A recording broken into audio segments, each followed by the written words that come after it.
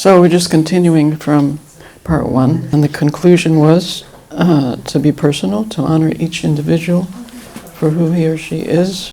The tradition, the legacy of Srila Prabhupada was very strong with him, to encourage each person. This is Prabhupada in Visakha, and behind him is Madhura, the wife of the temple president in Delhi at the time. So again, we're praying to be true to Prabhupada's mood and his teachings. An overview of part 2. A Vaishnavi saves an unqualified Brahmana, and a possibility of confirmation bias. This is a psychological approach to this. A powerful daughter rebukes her father, and that's a challenge to our functional fixedness. A wife curses a proud devotee, the possibility of attentional bias. Lessons from 2 lovers, and the possibility of logical fallacy.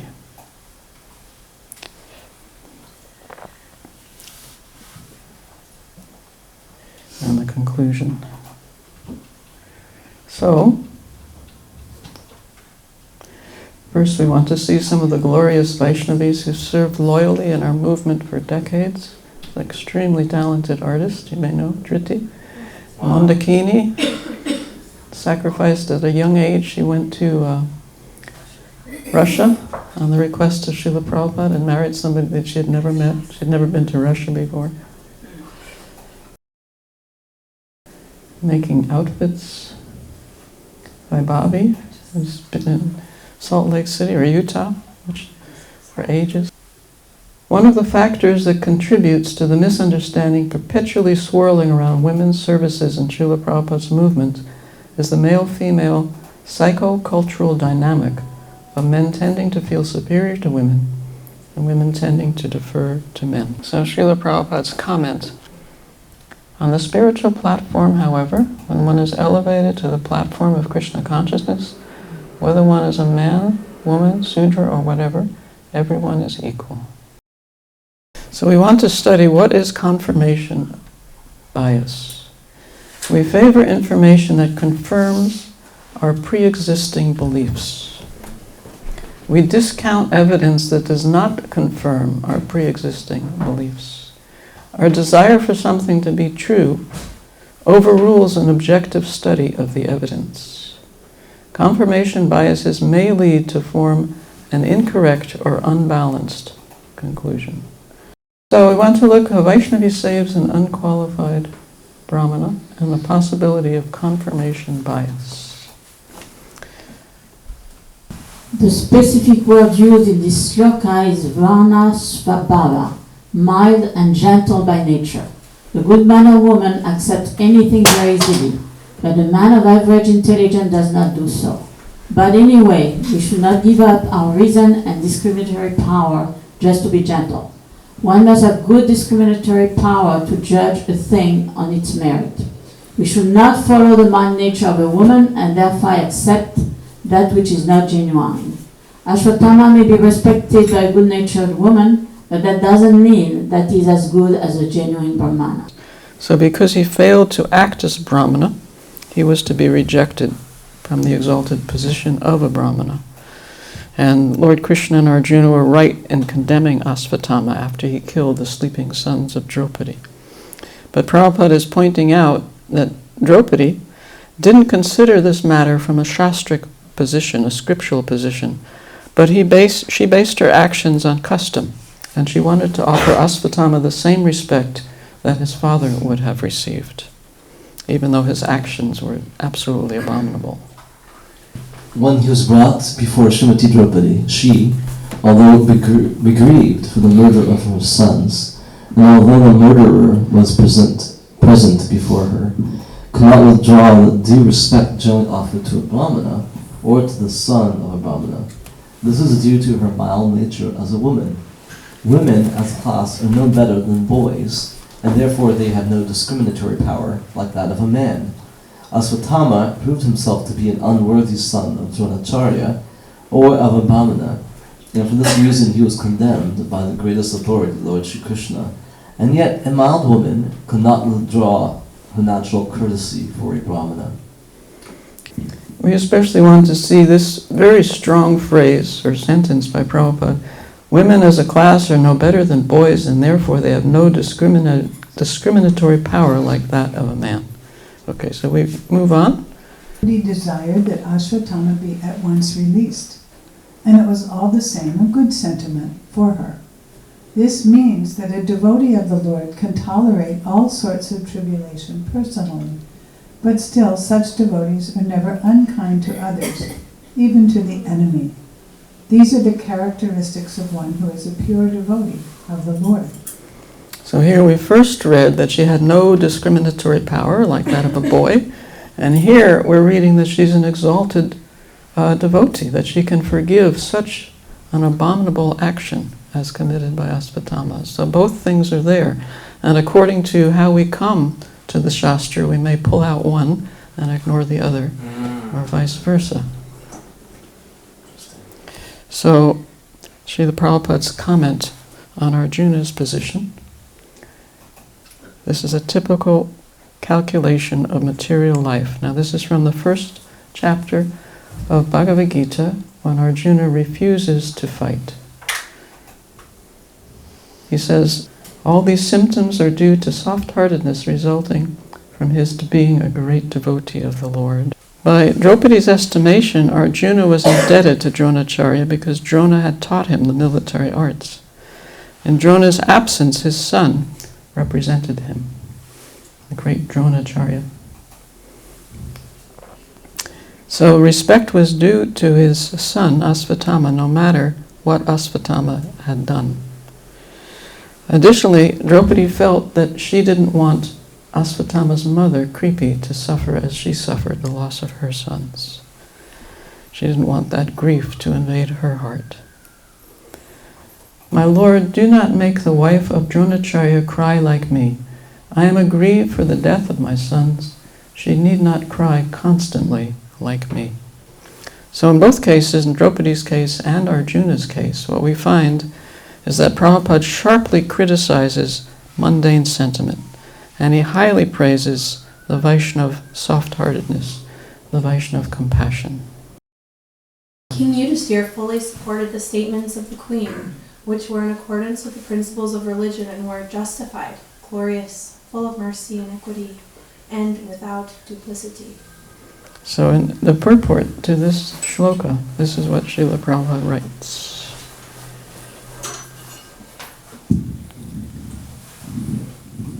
Maharaj Yudhisthira, who was the son of Dharmaraj or Yamaraj, fully supported the words of Queen Draupadi in asking Arjuna to release Ashwatthama. If ingratitude were shown to such a benevolent family, it would not be at all justified from the moral standpoint. The wife of Dronacharya, who was the half-body of the great soul, must be treated with compassion, and she should not be put into grief because of her son's death. That is compassion. Such statements by Draupadi are without duplicity because action should be taken with full knowledge. The feeling of equality was there because Draupadi spoke out of her personal experience. Draupadi was herself a mother, and therefore her calculation of the depth of Kripi's grief was quite to the point. And it was glorious because she wanted to show proper respect to a great family. So Prabhupada is here taking the opposite point of view of what he said in the earlier purport. Nakul and Sahadev, the younger brothers of the king, and also Satyaki, Arjuna, the personality of Godhead, Lord Sri Krishna, son of Devaki, and the ladies and others all unanimously agreed with the king. So here, even not only Yudhisthira, but his brothers and Krishna himself is agreeing with Draupadi, who formerly, we heard, had no discriminatory power and she was like a boy. It's amazing to see these both, side by side.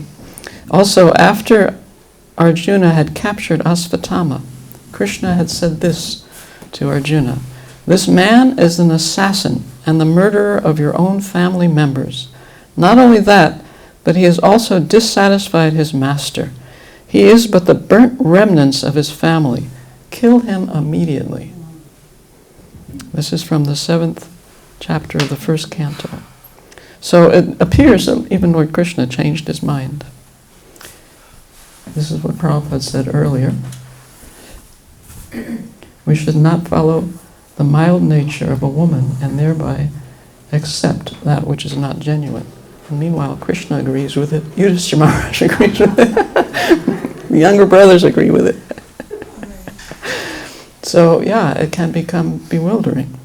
And we don't want to take one side and ignore the other. We have to somehow balance both. There are lessons in both. So, yeah, this is about Draupadi. She's considered a pure devotee of the Lord. Her words were in accordance with the principles of religion and were justified, glorious, full of mercy and equity, and without duplicity. The actions should be taken with full knowledge. So what do we make of all this? You'd like to read? Krishna expected Arjuna to kill Asvatthama because of his heinous crimes, but also not to kill him because of his glorious parentage. So Arjuna was forced to reconcile apparent contradictions and come up with a plan of action. We too are expected to accommodate the apparently different understandings of Draupadi's behavior. Seen materially, Draupadi's forgiveness, like Arjuna's, displays a lack of discrimination because she bases it on mundane social custom rather than scriptural. Seen spiritually, Draupadi's heartfelt compassion and astounding forgiveness are expressions of her transcendental Vaishnava qualities characteristic of Krishna's pure devotee. So the whole goal is to awaken the sleeping spirit soul. And how this is done is not a stereotyped method. With his spiritual compassion, Arjuna killed the Kaurava's army and thus pleased Krishna. And with her spiritual compassion, Draupadi prevented the killing of Asvatthama and also pleased Krishna. If we approach the Bhagavatam pastime with a particular bias, we may hear only the negative remarks Srila Prabhupada makes about Draupadi's behavior and women in general, and ignore the glorious qualities highlighted by this Vaishnavi. Or we may hear only the positive remarks about Draupadi and disregard the statements Srila Prabhupada makes about mundane women.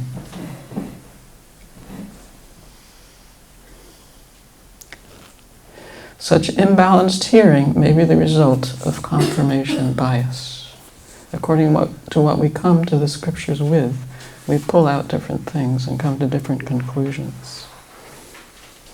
In human society all over the world, there are millions and billions of men and women, and almost all of them are less intelligent because they have very little knowledge of the spirit soul. So what we're trying to develop is spiritual compassion, as Draupadi manifested. And when Prabhupada makes these apparently contradictory statements, it's important to look at his personal behavior and his treatment of others as a deciding factor, not to simply focus on his words and ignore his behavior. His presentation of spiritual life is very rich and nuanced.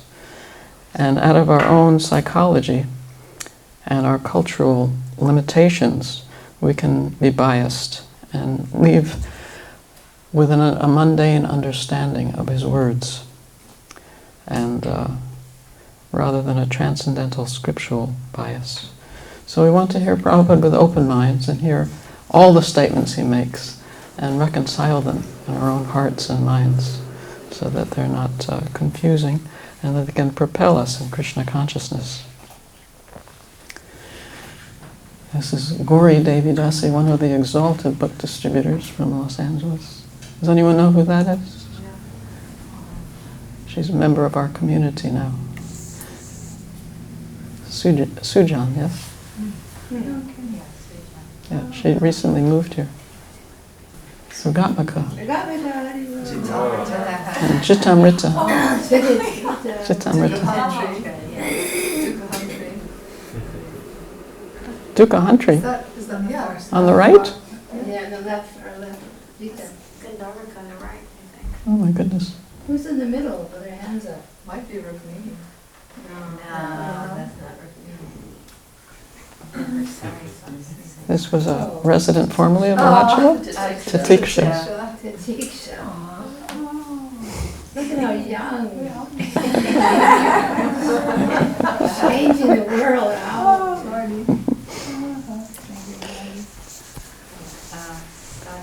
Satya, what's their names?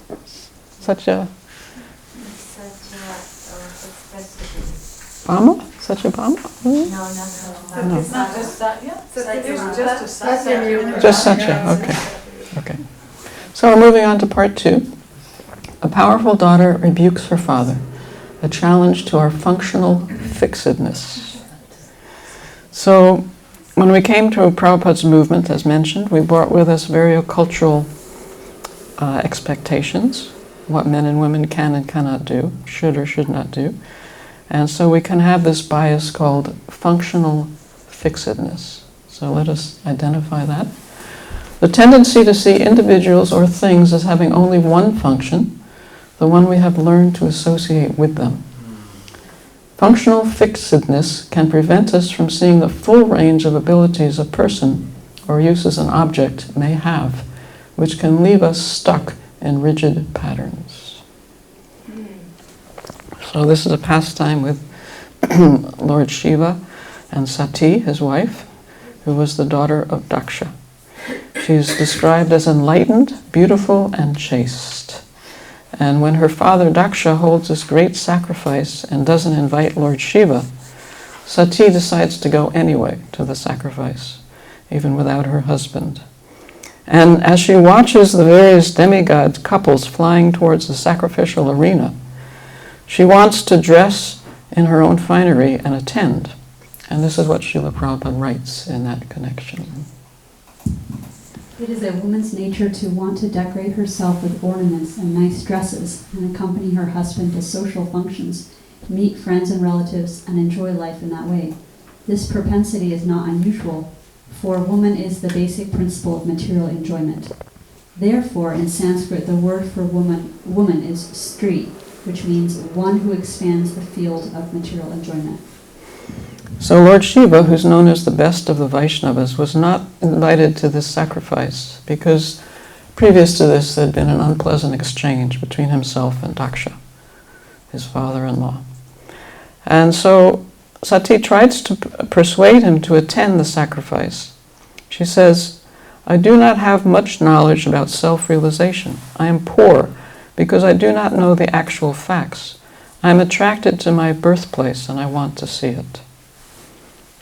So, later on, this is what is said. She did not actually come to her father's house to participate in the function, although before coming, she pleaded with her husband that she wanted to see her sisters and her mother. That was a plea only, for actually at heart, she maintained the idea that she would convince her father, Daksha, that it was useless to continue being envious of Lord Shiva. That was her main purpose. Wow. So when she speaks, she's speaking very humbly to her husband. But if people take it literally, they can misunderstand her exalted nature. Actually, that statement was a ruse. So this is offering us another example also of confirmation bias.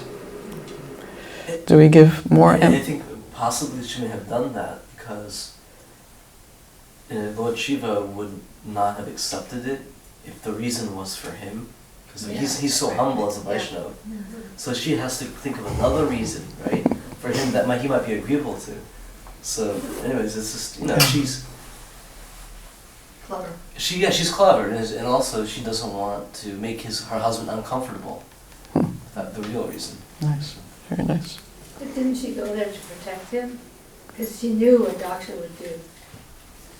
And so she didn't want to see her husband being insulted by her father. So she went, that was the real reason why she went, right? Well, she was hopeful that she could convince her father Right. that it was useless That was to... her main. Yeah, but the next paragraph or something, it also explains. So Sati goes by herself. She leaves Shiva behind. She goes by herself, and she's not welcomed by her father or by the other men who are present at the sacrifice. However, the women who were present, her mother and her sisters, did not follow the example of the men. And this is what Srila Prabhupada writes. This less intelligent act of going to her father's house against her husband's wishes was due to her being a weak woman. Okay, so this is from another purport. Yeah? Sorry, go ahead. The mother and sisters of Sati could not follow the others, who did not receive Sati very well. Due to natural affection, they immediately embraced her with tears in their eyes and with loving feelings. This shows that women, as a class, are very soft-hearted. Their natural affection and love cannot be checked by artificial means. Although the men present were very learned brahmanas and demigods, they were afraid of their superior, Daksha, and because they knew that their welcoming Sati would displease him, although in their minds they wanted to receive her, they could not do so. Women are naturally soft-hearted, but men are sometimes very hard-hearted. Thus, when Sati saw that her father was performing great sacrifices, but had no respect for the greatest devotee, Lord Shiva, she was very angry. This is fitting. When Vishnu or Vaishnava is insulted, one should be angry. The actual purpose of all Vedic sacrifice is to develop our love and our attraction for Krishna. And one who has developed that love and attraction must also respect Krishna's devotees. Since Sati was a chaste woman and the wife of Lord Shiva, it was her duty to establish the elevated position of Lord Shiva, not only by sentiment, but by fact. Lord Shiva is not an ordinary living entity. So at this point, Sati gives Daksha, her father, a number of very sound arguments about why he should honor Lord Shiva, her husband. But failing to convince her father, Sati decided to give up her life in order to compensate for the great sin she had committed by hearing blasphemy of Lord Shiva. The instruction set forth here in Srimad Bhagavatam is that one should not tolerate at any cost the activities of a person who vilifies or blasphemes an authority. Since Sati was the representation of the external potency of the Lord, it was in her power to vanquish many universes, including many dakshas. But in order to save her husband from the charge that he employed his wife Sati to kill Daksha because he could not do so due to his inferior position, she decided to give up her body. Again, she's balancing so many considerations in her activities. So in front of everyone, Sati sat in a yogic pose and self-immolated.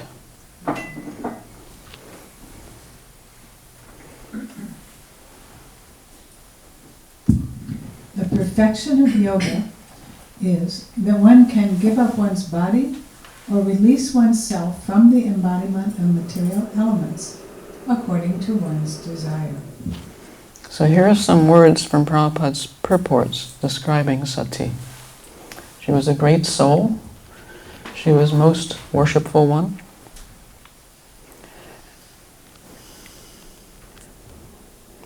Due to functional fixedness, we may be blind to what a woman can do.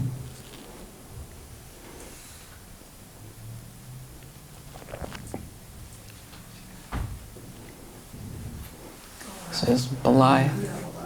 She's been loyally serving Srila Prabhupada for forever. Is this a Fate Museum? Devotees? Oh, yeah. What name? Manjula with the white sari and blue. This is Rama Devi. She was in Mayapur for years, and prior to that in the UK. So we move on to the third, a wife curses a proud devotee, and the possibility of attentional bias. So in these past two histories, we've seen examples of apparently contradictory teachings, each serving a purpose, each side of the contradiction. In the same way, Prabhupada's statements, example, and mood relating to women vary, and may sometimes appear contradictory. This apparent contradiction may lead to our misunderstanding his teachings. What do we do with contradictions? One thing is we should be careful to avoid something called attentional bias. So we'll try to identify that. Our unconscious tendency to pay attention to some things while ignoring others. Due to this bias, we do not impartially analyze all the information to discern important points. Instead, we consider only some of the available information. This bias, like all biases, is a result of our situation in the modes of material nature. I just wanted to ask very quickly, I'm sorry to interrupt, but could you elaborate on the difference between confirmation bias and attentional bias? I don't quite understand the distinction between the two. Yeah, attention is more what we focus on, right? Confirmation is more the baggage that we're bringing with us. In other words, I would say attention is the present day, that's just what we focus on as we go through the pastimes.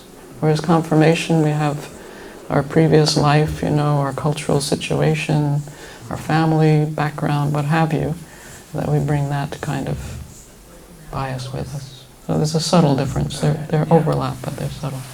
Thank you. So this is the pastime of Parvati and Chitraketu, which can exemplify our attentional bias. And here are Prabhupada's purports and statements from the Bhagavatam about that. One day, while traveling, Chitraketu came upon Lord Shiva embracing Parvati, surrounded by an assembly of siddhas, charanas, and great sages. Seeing Lord Shiva in that situation, Chitraketu laughed very loudly, but Parvati became very angry at him and cursed him. The Supreme Personality of Godhead wanted to bring Chitraketu to Vaikuntha Loka as soon as possible. The Lord's plan was that Chitraketu be cursed by Parvati to become Vitrasura, so that in the next life he could quickly return home back to Godhead. So this was all part of a very intricate, elaborate pastime orchestrated by the Lord himself. And here he is, Vitrasura, a terrifying demon. For Parvati to be embraced by Lord Shiva was natural in a relationship between husband and wife. This was nothing extraordinary for Chitraketu to see. Nonetheless, Chitraketu laughed loudly to see Lord Shiva in that situation, even though he should not have done so. Thank you. Not knowing the prowess of Lord Shiva and Parvati, Chitraketu strongly criticized them. His statements were not at all pleasing, and therefore the goddess Parvati, being very angry, spoke as follows to Chitraketu, who thought himself better than Lord Shiva in controlling the senses. The difficulty was that Chitraketu, having become a great devotee of Lord Vishnu, Sankarshan, was somewhat proud at having achieved Lord Sankarshan's favor, and therefore thought that he could now criticize anyone, even Lord Shiva. This kind of pride in a devotee is never tolerated. A Vaishnava should always remain very humble and meek and offer respect to others. So we're learning different aspects of Vaishnava behavior through this pastime. And this is one aspect that Prabhupada pulls out, that pride is never tolerated. So we'll also learn others. Chitraketu thought himself a better controller of the senses than Lord Shiva, although actually was not. Because of all these considerations, Mother Parvati was somewhat angry at Chitraketu. Mother Parvati was justified in punishing Chitraketu, for Chitraketu impudently criticized the Supreme Father Mahadev, who is the father of the living entities conditioned within this material world. Mother Parvati spoke to Chitraketu exactly like a mother who says to her naughty child, "My dear child, I am punishing you so that you won't do anything like this again." It is the duty of a mother to chastise her beloved son, even in the case of the Supreme Lord. It is to be understood that Mother Durga, Parvati, was justified in punishing Chitraketu. So here earlier we learned that Krishna wanted Chitraketu to come back to Godhead, so this was orchestrated. We find that Chitraketu was a little bit proud, and Krishna doesn't appreciate pride.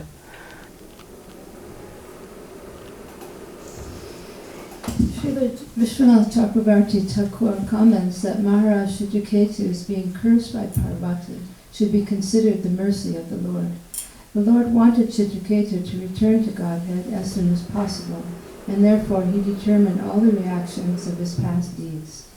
Acting through the heart of Parvati, the Lord, who is situated in everyone's heart, cursed Chitraketu in order to end all of his material reactions. However, at this point in the pastime, it becomes more nuanced, because Lord Shiva himself does not approve of Parvati cursing in this way, cursing Chitraketu.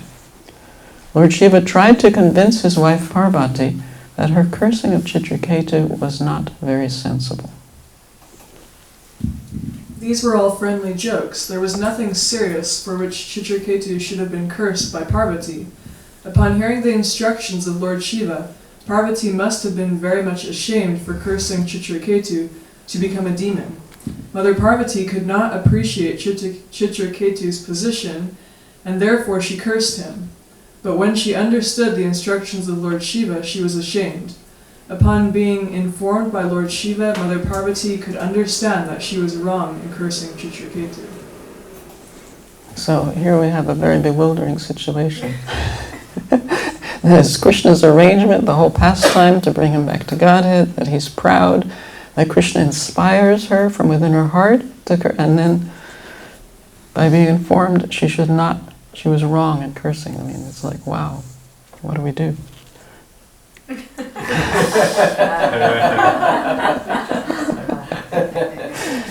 So even in the material world, there are difficult situations where we have to choose between two options which are right from one perspective and wrong from another. As it's said commonly, damned if you do and damned if you don't.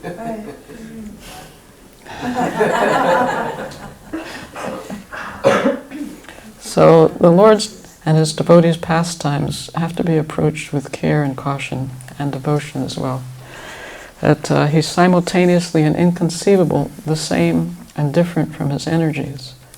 Therefore, the materialistic demeanor cannot possibly stretch to the transcendental autocrat. Our mundane minds may become easily confused in this world and cannot grasp the apparent opposites, such as cursing and not cursing, are both simultaneously correct. This inconceivability may be beyond our scope because of this. One who is in the mode of goodness is somewhat elevated, for he can gradually understand what is God. In the modes of passion and ignorance, no one can understand God. So in other words, it's our limitations that we become boxed in by these descriptions and fail to understand the lessons that Prabhupada is pulling out of them as the pastimes evolve.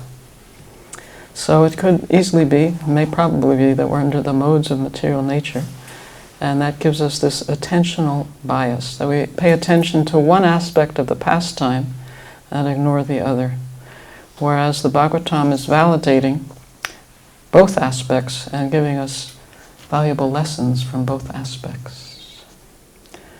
So Prabhupada's statements also, and his example and his mood related to women, sometimes may appear to be very variegated and sometimes even contradictory, but this also may be our black and white thinking, that we're not stretching due to the influence of the modes of material nature. This is a resident of Alachua. Do you recognize her? Siladita. She was very active in making the Fate Museum. And this is our own dear Ragatmika.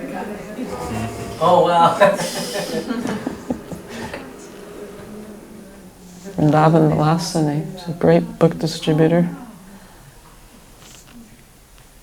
Oh, you do know. Samapriya, Samapriya. Yeah. Oh, too cool. Oh my God.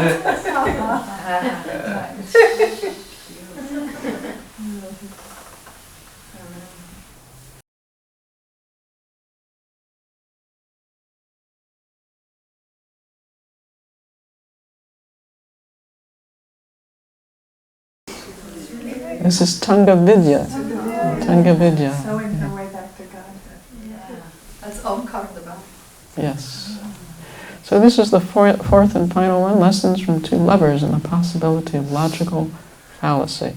So this is the history. I was just thinking, would it be appropriate to take any questions before we move to the next section? As you like. That we all come in with our baggage, and we all read and see things in a certain way, and it's not so simple to discriminate.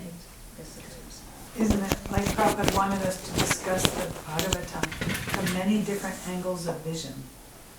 So this is what we're doing and what we should do more of to help overcome those. Yes, very good point. Thank you.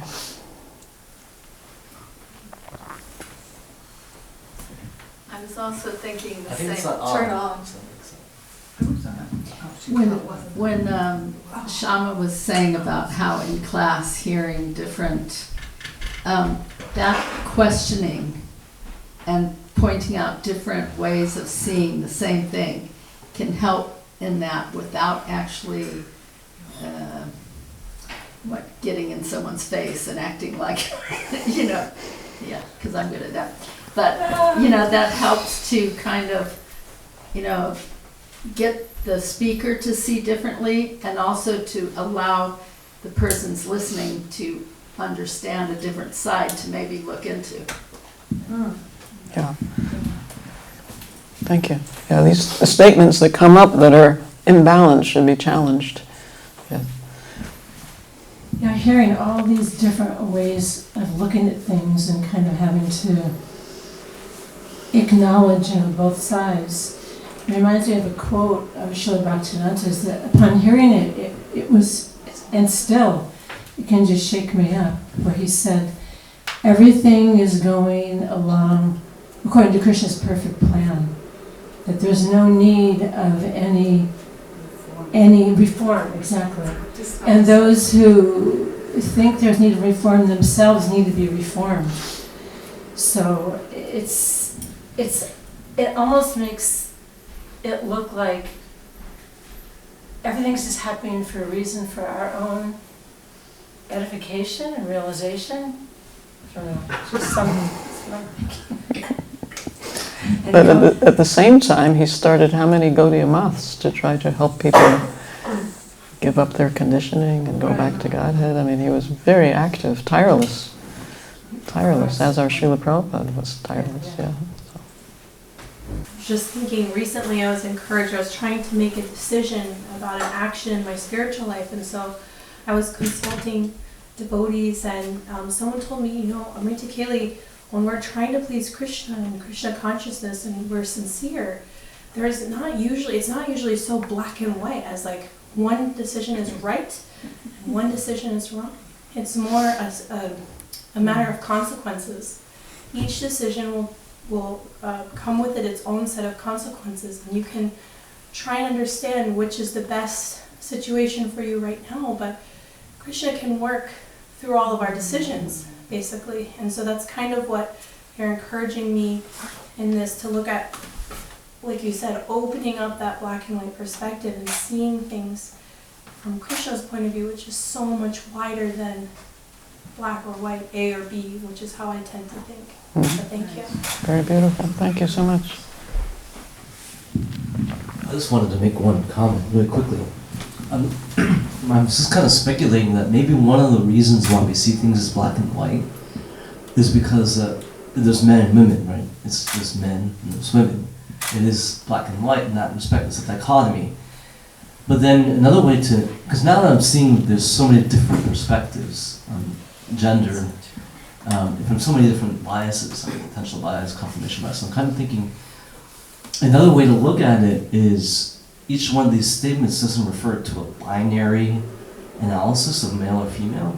It actually refers to maybe something that we all battle with, right? We have a particular nature to do X, Y, and Z, but there's so many, a variegated number of different tendencies that we might have, being sentimental, or being not clear, or not having full faith in Krishna, or not, you know what I mean? So it's really, Srila Prabhupada is pointing to issues that we all have, regardless of our gender. I mean, he might be pointing out women in a particular statement, but that particular statement is applicable to everybody, because he's pointing out a particular behavior or perspective that we might be holding, right? So I'm just thinking that may be the reason why we're thinking it in black and white, because it's men and women. But of course, these days even that has become even that, exactly. You're not the word. Can't even go with that. Sorry. Yeah, I just wanted. I just wanted to thank you so much because these kinds of sessions are really healing in a sense. You know, they kind of help to reconcile all these things, and they can help with the healing of the attentional bias, because I think due to some of the ways that I experienced the statements growing up and felt very charged about them, it's like my focus just became those statements. And even reading or listening to class, like, oh, I could just, And so the attentional bias, due to the kind of trauma associated with them, when that's healed, then we can actually focus on Krishna and we can actually grow in our spiritual life. So I'm just feeling very grateful for the healing aspect of these kinds of sessions. Thank you. I just wanted to also mention, one more thing I wanted to mention is that the analysis that you're giving here in terms of women as a kind of the focus, I'm just curious if anyone has done an analysis of Prabhupada's statements about men and kind of have that balanced perspective that, you know, because we clearly can see that there's positive things he said about women, negative things that he said about women. And to my earlier point, maybe it's not really about women, maybe it's about everybody. But perhaps if we can do this similar analysis of Prabhupada's books in terms of men, some positive things that he said about men and then negative things he said about men, that might shed more light to this discussion as well. Because I remember when I was reading Srila Prabhupada's books, and maybe because of this attentional bias or confirmation bias, we don't really emphasize those things that Prabhupada said. You know, the negative things and tendencies that men have that are you know, not beneficial for our spiritual life. And there's many of them in the scriptures where Prabhupada talks about, you know, pros and cons of the male psyche or whatever. So just curious to see if anyone's done that analysis. I haven't heard. So much left to be done. Yeah, balance it out. Why mention not the picture So this is the history of Urvasi and King Pururava from cantos 9 and 11 of the Bhagavatam, where we find that the sexual attraction that Pururava has for Urvasi clouds his thinking. And Urvasi uses very sharp words to try to clear his mind. And after much time, she apparently succeeds. And this pastime may induce us to arrive at a false conclusion about women due to this logical fallacy. So we're going to look at an example of logical fallacy. One is, or what it is, it's an error in our logical thinking. We're swayed by our own emotional weight and pattern seeking, so we may mistakenly draw conclusions from two things that are related in some ways, but not in all ways. So here's an example. Green mangoes are mangoes. This is true. Green mangoes are sour. That's also true. Ripe mangoes are mangoes. That's true. Therefore, ripe mangoes must be sour. That's false. This is a logical fallacy. So as this pastime unfolds, Urvasi, who's a heavenly society woman, and this King Pururava, who's an earthly personality, they become attracted to each other.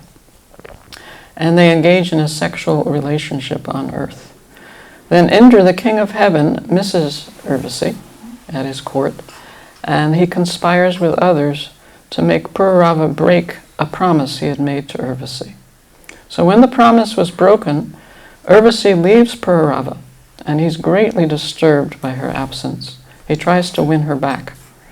Seeing that Pururava was wasting his life due to his attachment for her, Urvasi tries to help him let go of that attachment by speaking sharp words to him about the nature of women. And this is what Urvasi says to Pururava. Women as a class are merciless and cunning. They cannot tolerate even a slight offense. For their own pleasure they can do anything irreligious, and therefore they do not fear killing even a faithful husband or brother. One of the heaviest statements, that one.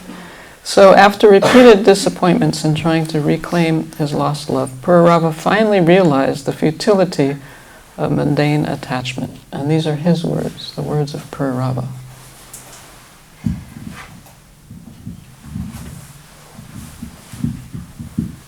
Because I allowed my intelligence to become dull, and because I failed to control my senses, the great confusion in my mind did not go away, even though Urvasi herself gave me wise counsel with well-spoken words. So King Pururava understood that Urvasi was not to blame for his pain, because he had mistakenly considered her an object of his personal enjoyment. And he had suffered the reaction of that, according to the laws of nature. He accepted that he was an offender for having tried to exploit Urvasi. One who mistakenly thinks that the Lord's illusory energy exists for one's personal sense gratification certainly brings an avalanche of material fear and anxiety down on his head. So Pururava continues to speak. What difference is there between ordinary worms and persons who try to enjoy this material body composed of skin, flesh, blood, muscle, fat, marrow, bone, stool, urine, and pus? So Srila Prabhupada's comment on this pastime.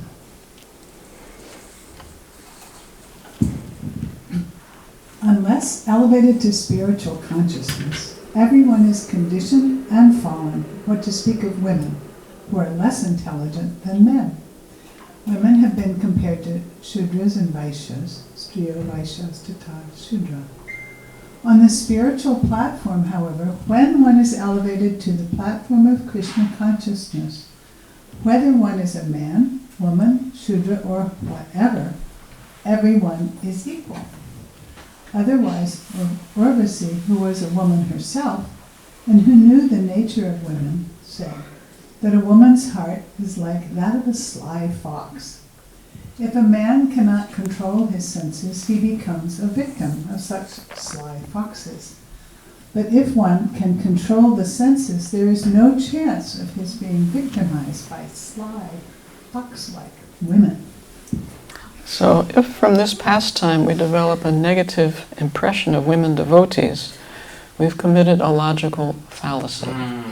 And this is what it looks like. Materialistic women are women. That's true. They're spirit souls in women's bodies. Materialistic women have sly, fox-like hearts. This can be true. Devotee women are women, so they're spirit soul in women's bodies. Therefore, devotee women have sly, fox-like hearts. So that's false. So women devotees are Vaishnavis. They should never be considered anything less. And they're qualitatively different from materialists. So if we follow the instructions of Srila Prabhupada, we can check the polluted workings of our mind and avoid these logical fallacies, acquire spiritual understanding, and develop our propensity for loving service to Krishna, love of God.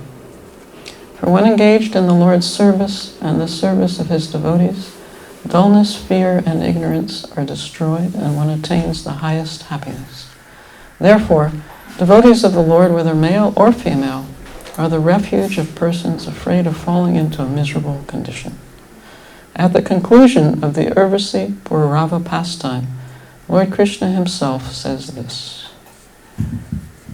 The devotees of the Lord, peacefully fixed in absolute knowledge, are the ultimate shelter for those who are repeatedly rising and falling within the fearful ocean of material life. Such devotees are just like a strong boat that comes to rescue persons who are at the point of drowning. My devotees are the only refuge of persons fearful of falling into a miserable condition of life.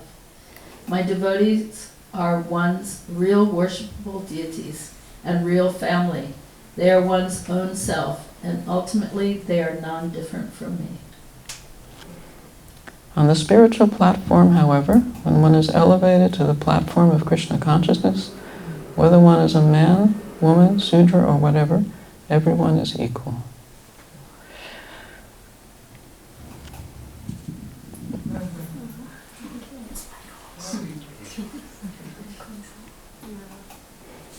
That's Rupini. That's me. That's big. Oh, wow. Is that LA? Yeah. That's really cool. Who's that?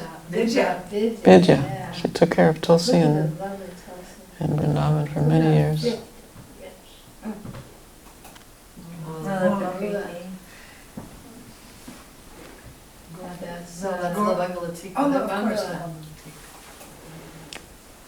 So because of these biases and fallacies, we can make poor decisions, have bad judgments, lousy attitudes.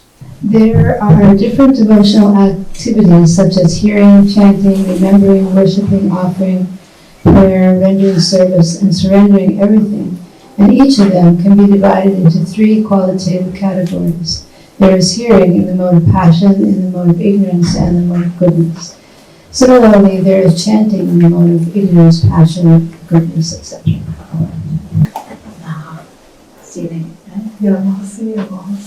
What's her name? Here is a difference between male and female that exists even in the higher statuses of life. In fact, even between Lord Shiva and his wife. Lord Shiva could understand Chitraketu very nicely, but Parvati could not. Thus, even in the higher statuses of life, there is a difference between the understanding of a male and that of a female. It may be clearly said that the understanding of a woman is always inferior to the understanding of a man. In the Western countries, there is now agitation to the effect that man and woman should be considered equal. But from this verse, it appears that woman is always less intelligent than men. So here we mentioned earlier in part 1 about generalizations. Again, we're looking at a generalization. It's not to be applied in specific cases that can be very detrimental for everyone. So this is another statement from Prabhupada that points out how this statement is a generalization.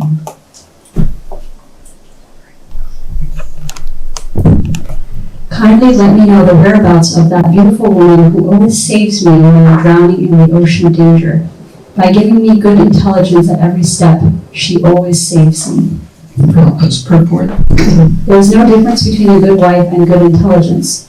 One who possesses good intelligence can deliberate properly and save himself from many dangerous conditions. If one gets a chaste wife accepted through a religious marriage ritual, she can be of great help when one is threatened by the many dangerous situations of life. Actually, such a wife can become the source of all good intelligence. With such a good wife, the family's engagement in the devotional service of the Lord actually makes a home a grihastha ashram, or a household dedicated to spiritual cultivation. And the purport to the very next verse.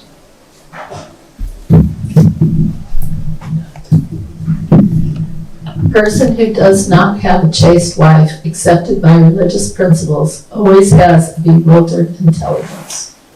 A wife is therefore supposed to be an inspiration and should keep the husband's intelligence in good order so they can combinedly prosecute the affairs of family life without impediment. There's another example from the Bhagavatam to balance this idea that the understanding of a woman is always inferior to the understanding of a man. So we look at this. This is from the 8th canto. Srimati Vindhyavali said, "O my Lord, you have created the entire universe for the enjoyment of your personal pastimes. But foolish, unintelligent men have claimed proprietorship for material enjoyment. Purport. Bali Maharaj's wife, who was most intelligent, supported the arrest of her husband and accused him of having no intelligence because he had claimed proprietorship of the property of the Lord. Thank you. There's also some excerpts here from Prabhupada's lectures on the Draupadi pastime. Draupadi is giving the best instruction that by the mercy of Dronacharya you have learned this art, and now this art you are going to use for killing his son. What is this logic? Where do you go learning it? Draupadi knows everything of the religious principles, and therefore she is teaching an assembly of respectable, learned persons how the spiritual master should be respected. The statement of Draupadi was accepted by all the gentlemen or the kings, everyone accepted. So this is balancing the statement from the purport that we read, that the intelligence of the woman is always impaired. Alex and his wife came to visit Srila Prabhupada and to inform him of their activities. His divine grace encouraged them. This is intelligence, according to time and circumstance. Try to push Krishna consciousness. You have to see in which way they will be able to accept. My wife has understood. Very intelligent girl. Vedami Buddhi Yogamtam. Bhagavad Gita 10:10. To those who are constantly devoted to serving me with love, I give the understanding by which they can come to me. Last anecdote. From among themselves they selected Gurudas to be the temple president, since he and his wife Yamuna were the most active preachers. In fact, Yamuna was doing as much or even more than her husband. Though it was normally the function of the president to recommend new devotees for initiation, Prabhupada had so much faith in Yamuna's opinion that upon her advice alone, he was accepting the 3 new devotee girls from France as his disciples. Visakha Dasi. I brought my wife to Bombay with me, and I said to Srila Prabhupada in front of her, Srila Prabhupada, the brahmacharis for years have kind of criticized the women, saying they're less intelligent, their brain is smaller, things like that. Is that true? And Srila Prabhupada's answer was, you are chanting Hare Krishna, and your wife is chanting Hare Krishna. Where is the question of being less intelligent? I remember reading in Chaitanya Charitamrita in Prabhupada's purport, the women in our movement are preaching, therefore they are as good as their brothers. Then I said to Srila Prabhupada also, Srila Prabhupada, I understand that the husband is a representative of the spiritual master, and the wife is representative of her husband. Srila Prabhupada, should she do everything I ask? And Srila Prabhupada said, and you should be so arrogant? Is that a Paranda? No. It's like a Manjwali? Manjwali. Yeah.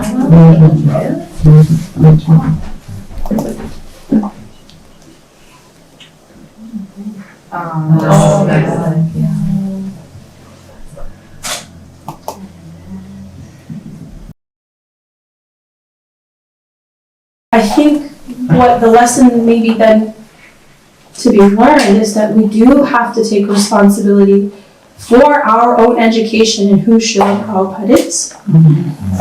That's true. So we do, Srila Prabhupada said, I am my books, basically. So what do we have to do? We have to take the nuanced approach to understanding, and also just another, I'm a mom with young kids, I'm going to admit, my study of Shastra lately has been so low, it's been bare bones.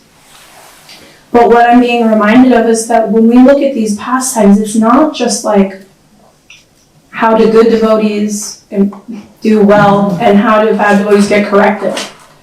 These situations are so beautifully complex, and Krishna is so cool like that, and the devotees are so cool like that.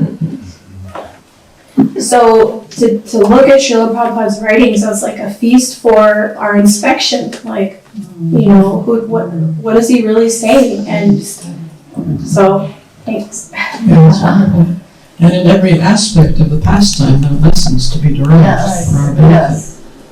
As you were talking, I was thinking, there's the book Bhagavat and there's the person Bhagavat. So we study the books, but actually just as closely should be studied Prabhupada's pastimes and how he reacted in so many different situations, like, with the women, how he spoke, and all of that should be studied just as closely, because what the pure devotee does, how he treated the women, that counteracts so much of what the books indicate. Because maybe he was preaching to brahmacharis, predominantly. So I think we have to really emphasize that, the person Bhagavat, and what Prabhupada did and what he said. There's a quote from Chaitanya Charitamrita that everyone should be married, especially every woman should be married. But then when he was talking with Rupa Nuga, he said, why do you want a material husband? How can they protect you? What kind of So there's one question online that we want to address, so I'm just going to pass the mic here. And the question is, you mentioned the importance of looking at Prabhupada's words through the lens of his behavior. However, there are some who say that Prabhupada never instructed this. He said that everything is in his books, we only need to read his books. But Prabhupada also says, in the first canto, that hearing the glories of Krishna's pure devotees is the same as hearing Krishna's glories. So that could be interpreted as hearing Prabhupada's pastimes is the same as hearing Bhagavatam. Is that a correct interpretation? Can you address that, please? Yeah. Yes. Yes, and yes. Exactly, because for me, there's so much philosophy all over the world that basically you look at, what made me the devotee is like how people act. You can hear this, you can hear that. But when I met the devotees, I just loved them right away. The way they acted, I loved the philosophy, I loved Prabhupada scene, and that's what kept me going all these years, is really Prabhupada, who he is, the love that he had, just being around him, the love that you felt. So I think in some ways it's even more important is to study Prabhupada's life, and what he did in all these different situations. How would you advise doing that? Luckily, we're so fortunate that, historically there's like primary sources, secondary sources, of backing up. So there's so many primary sources with Prabhupada's lectures and Prabhupada's videos and all the biographies of Prabhupada. Those are all primary sources. So studying those, it can give it, letters, right? It can give us so much. Videos? Yeah, yes. All of that is very, very helpful understanding Prabhupada. So Prabhupada was asked exactly that question. Because when I wrote this report about the women's coming Prabhupada's time, I was challenged by a person saying, yes, that we should only accept what is in Prabhupada's books. And what you're saying in your report, many of the things are not in Prabhupada's books. So I mentioned that Prabhupada had been asked a question, someone asking Prabhupada to be only accept what's in your books. And Prabhupada said, no, there's so many things that I say that are not in my books. So this is very important to remember that. Otherwise, we will only accept what we have been showing now on the different Bhagavatam and different verses. So this is a very, very important part. And there is the lecture Prabhupada did, there is the conversation he had with the devotees, either they were just directly given a tape or something like that, but there's so many different proofs of everything that we have been saying in my report and what Visakha is saying, what many other letters. And if you want his, perspective, you have to hear about women particularly, you have to hear from his female disciples. And there's not a lot of material. We have the Bond of Love, and we have Emergence of Women's Voices by 38 different authors describing their relationship with Prabhupada and the lessons that they learned. So there are things available, but we have to actually seek them out. Thank you very much. I just wanted to say one very, very, very big enthusiastic thank you to Lord Visakha.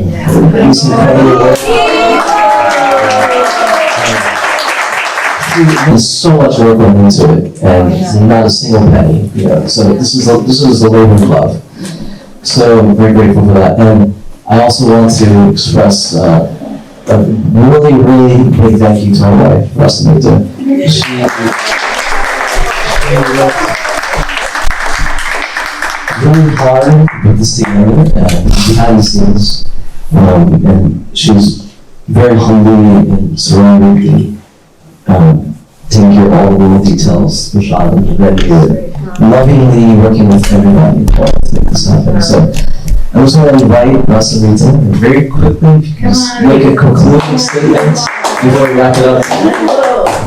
There's so many brilliant points made, and there could be so much more discussion. Definitely a continuing discussion, and thank you so much, Mata, for putting it together. And it's very much your love for all the devotees in ISKCON, especially all the Vaishnavis, that you put this together. I think it was extremely, extremely special to be with all the Prabhupada disciples here.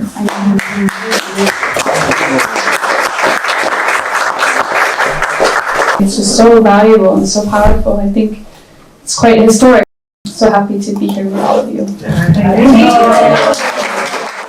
One says, as a widow without a son, am I now unprotected? Is my life no longer good? What should I do? And related to the other question that says, from your presentation, it's clear that Srila Prabhupada accommodated for a single woman. But with the Shastra, the roles of women are almost always in relation to a man. How does a single woman view her life in the Shastra? Thank you. Very good questions. Yeah, during Prabhupada's presence, some women became widows, and he had them wear white. He encouraged them to live very simply, not to be very ornamented, and to really make Krishna their child. In that way, he had very high expectations of them. And many of them did that for many, many years, based, I think, on his expectations and their own spiritual strength. So it is possible to do. But he did also allow women to remarry if they also needed that, to be in that ashram.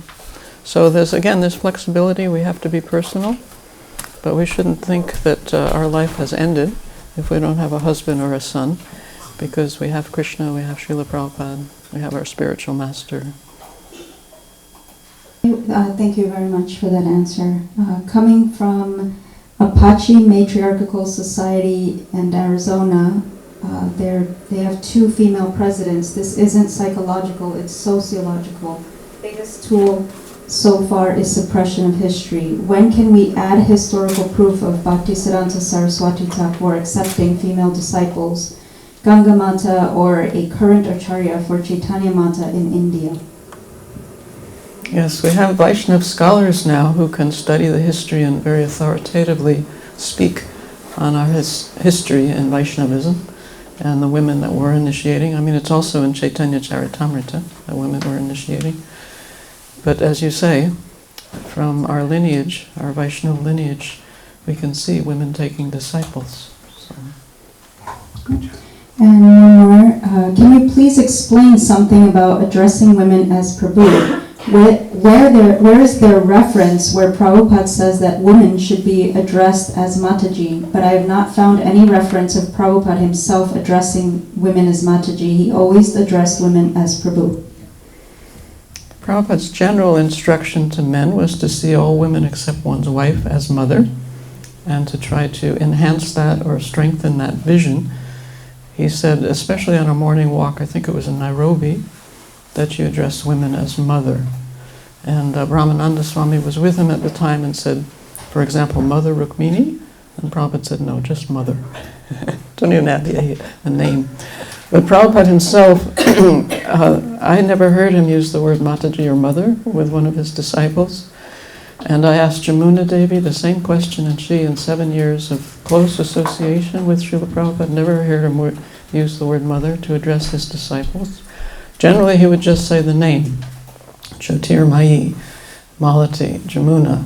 And occasionally he would add a Prabhu at the end, Jamuna Prabhu, Malati Prabhu. But we never heard mother. I don't know if you had a different experience? No. When he talked to me personally, he said Jyotirmayi. Yeah. Generally he would just say the name. Occasionally he would say Prabhu to women.